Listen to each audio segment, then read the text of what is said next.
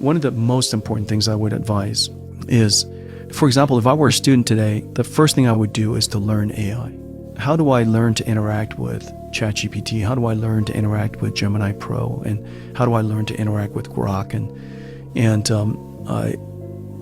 These learning how to interact with AI is not unlike being someone who is really good at asking questions.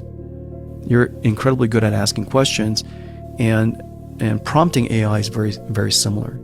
You can't just randomly ask a bunch of questions, and so asking AI to be an assistant to you requires some expertise and artistry in how to prompt it.